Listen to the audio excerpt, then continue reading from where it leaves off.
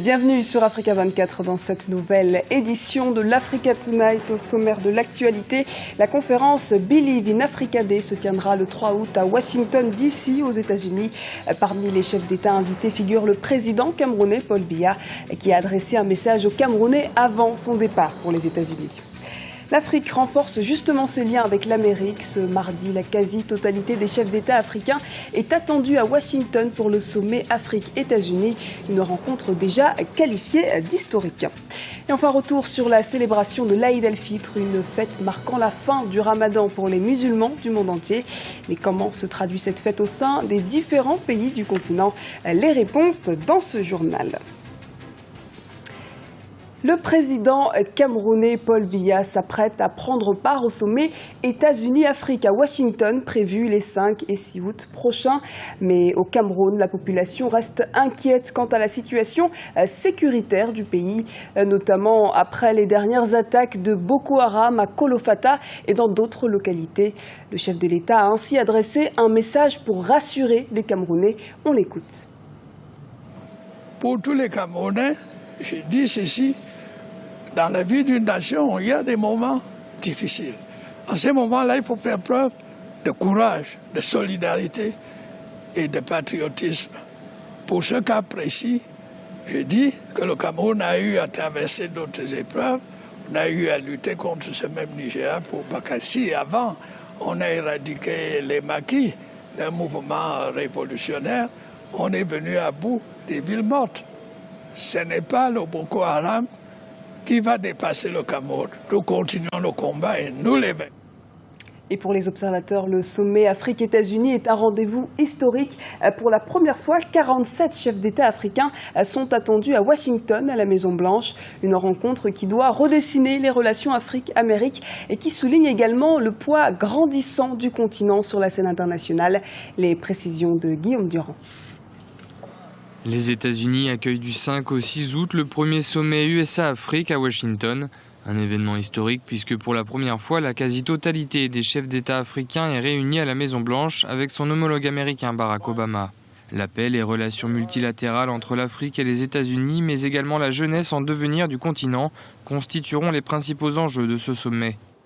La démarche est pertinente dans la mesure où nous avançons vers un monde véritablement qui sera constitué en un seul village. Il faut donc travailler pour partager la prospérité. Les différents dialogues qui seront organisés ici avec les chefs d'État africains constituent à nos yeux les moments les plus forts pour partager, identifier les chemins vers lesquels ensemble nous pouvons construire la croissance. Le président américain Barack Obama a été pointé du doigt pour avoir négligé le continent africain au cours de son premier mandat. Avec cet événement, il ouvre un nouveau chapitre dans les relations États-Unis-Afrique. C'est un événement sans précédent ici à Washington en termes de relations entre les États-Unis et l'Afrique. Les objectifs de cette rencontre sont multiples. Une journée sera consacrée à la paix, une autre au partenariat, la troisième à l'engagement de la jeunesse africaine pour bâtir l'Afrique de demain. C'est quelque chose que Washington n'avait jamais entrepris auparavant.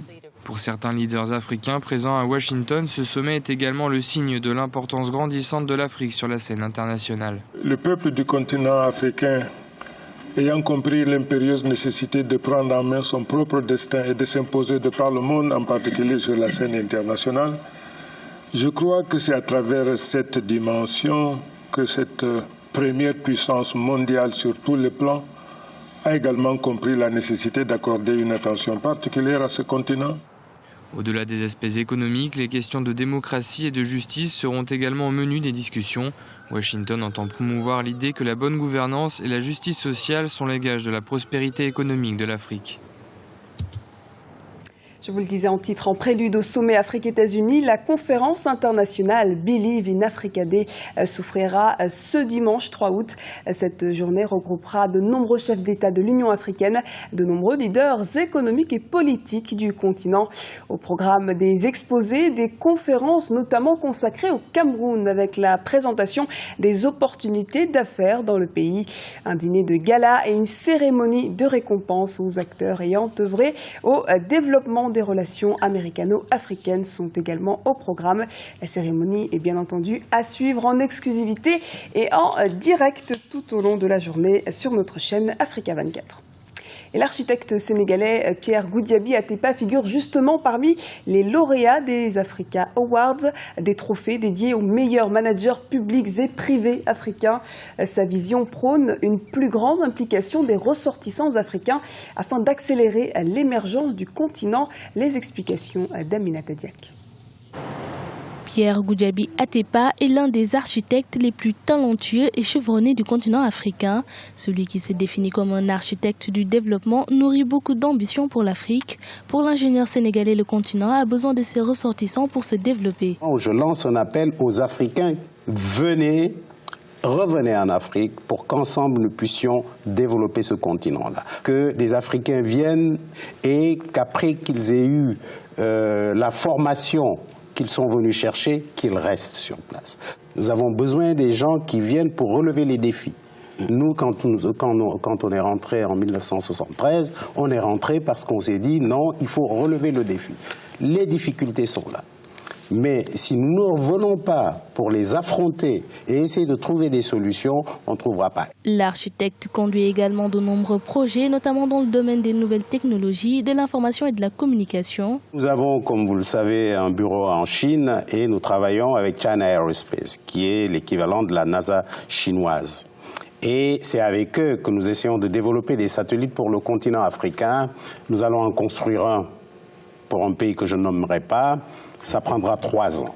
Il ne faut plus que l'Afrique dise, oui, bon, on attend qu'on lance les satellites pour qu'on se branche. Il faut que l'Afrique participe à la création, à la construction du satellite pour que nous puissions y mettre les solutions, nous-mêmes africains. Présent au forum Meet Africa à Washington, Pierre Goudiaby Atepa voit en l'invitation de Barack Obama une opportunité pour le continent africain de se rapprocher de l'Amérique, une occasion pour aller vers le développement et de se positionner comme un partenaire privilégié des États-Unis.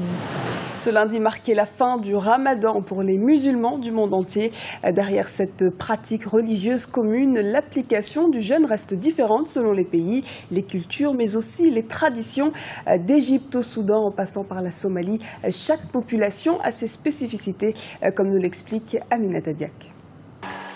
Le jeûne du mois de Ramadan est le 4e pilier de l'islam. Toute personne ayant la capacité de jeûner doit respecter les règles du mois sacré. La pratique du Ramadan est toutefois vécue différemment selon les pays. En Égypte, on utilise des tambours pour appeler à la prière. Saïd Mouawad est un Messarati. Il arpente les quartiers du Caire chaque matin pour annoncer la prière aux fidèles. Chaque année, je travaille comme Messarati. Je fais le tour de la ville et il y a tellement de gens qui m'aiment, en particulier les enfants.